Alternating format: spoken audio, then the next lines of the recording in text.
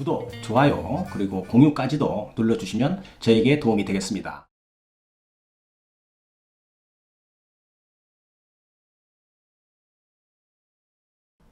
안녕하십니까. 교통사고 합의 전문 채널 유국장TV입니다. 유국장TV는 사고 후에 교통사고에 대한 법률적인 지식이 없어서 힘들어하는 피해자를 위하여 정보를 드리는 교통사고 상담 전문 채널입니다.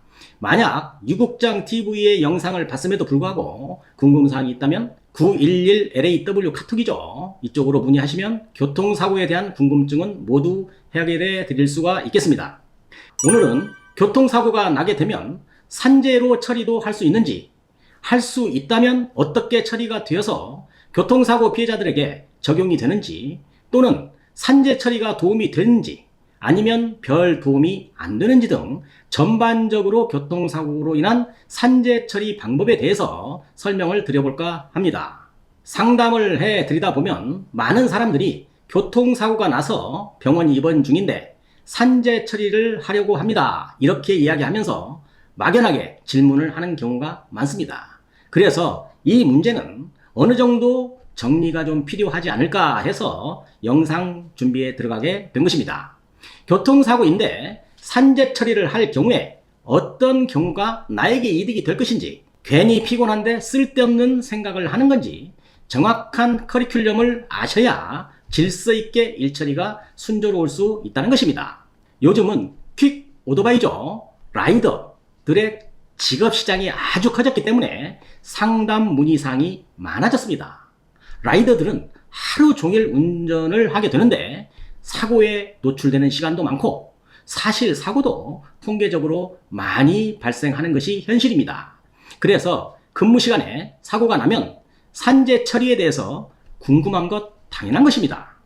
그렇다면 내가 교통사고를 당했는데 교통사고로 처리할 건지 아니면 산재로 처리해야 하는지를 먼저 판단하는 것 매우 중요합니다. 그런 다음에 결정을 해야겠지요. 그런 어떤 비교가 일반인들은 쉽지 않기 때문에 제가 하나하나 설명을 드릴 테니까 이런 아주 고급 지식은 놓치지 마시기 바랍니다.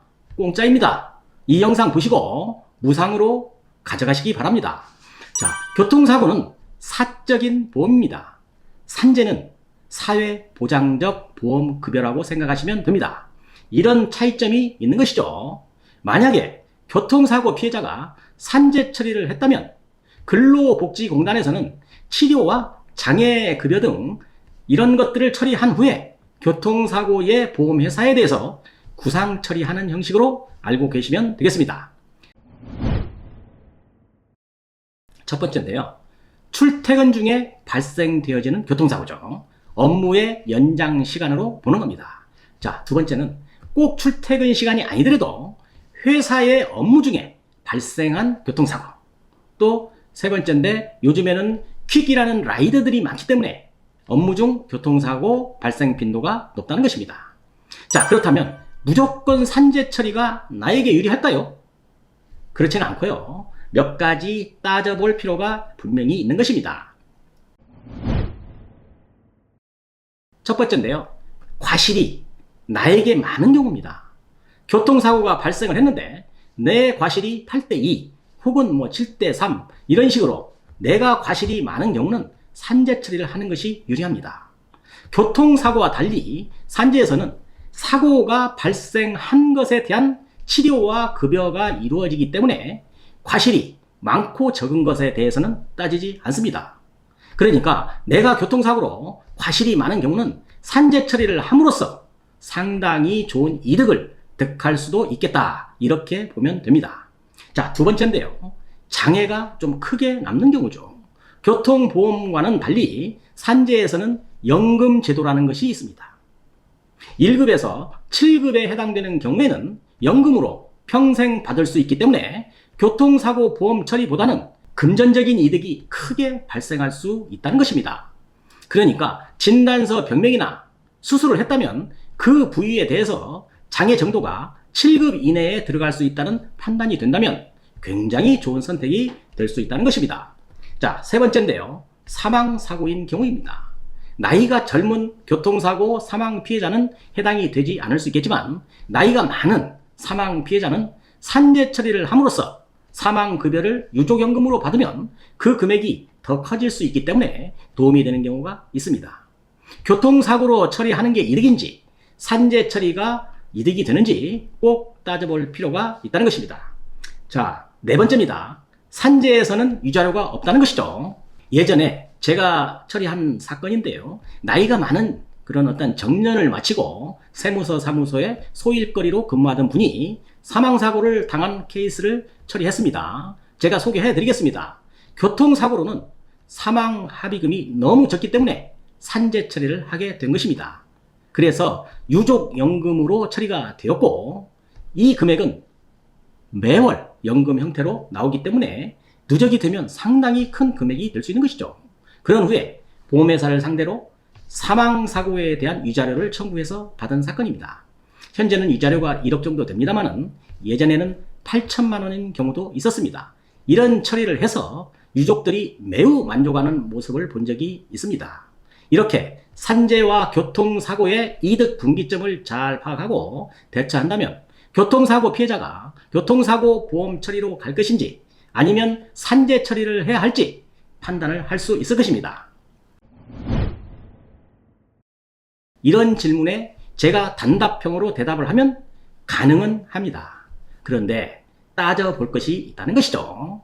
먼저 회사에서 교통사고가 나서 가해자가 분명히 있는데 회사의 산재보험으로 처리한다고 했을 때 과연 회사에서 굳이 좋아하는 마음으로 처리를 해 줄 것인가 하는 그런 문제입니다.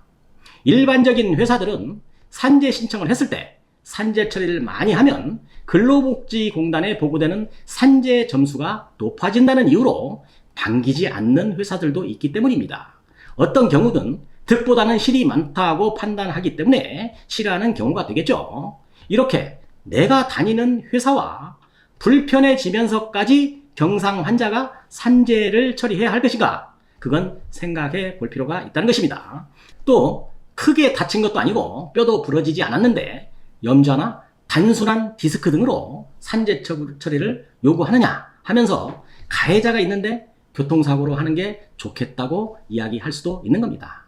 만약 회사에서 허락을 해서 근로복지공단에 산재 승인이 됐다고 해도 이 정도의 병명으로는 산재 급여를 받는 것이 교통사고로 처리되는 것이나 별반 다를 것이 없다면 할 수가 있으나 별로 금전적 이득은 없을 것이다 라고 이해를 하시면 될 것입니다. 그러나 위에서 설명을 했듯이 과실이 많거나 장애가 크게 났거나 나이가 많은 사망사고 피해자들은 산재 처리로 가는 것이 매우 도움이 되는 경우가 있다는 것 기억하시기 바랍니다. 교통사고가 발생을 해서 병원에 입원을 하고 있으면 상당히 시간적 여유가 생기게 됩니다. 이때는 TV 연속극이나 보지 마시고 요즘에 인터넷 엄청 발전된 거 다 아실 겁니다. 휴대폰이 컴퓨터입니다. 들어가셔서 공부해야 하는 겁니다. 그렇게 해서 내가 운이 없어서 교통사고로 다쳤지만 치료나 사고 처리, 보상 문제만큼은 철저히 알아보고 현명하게 대처하는 그런 교통사고 피해자가 되시길 바라면서 오늘 영상 마치도록 하겠습니다. 감사합니다. 유국장TV였습니다.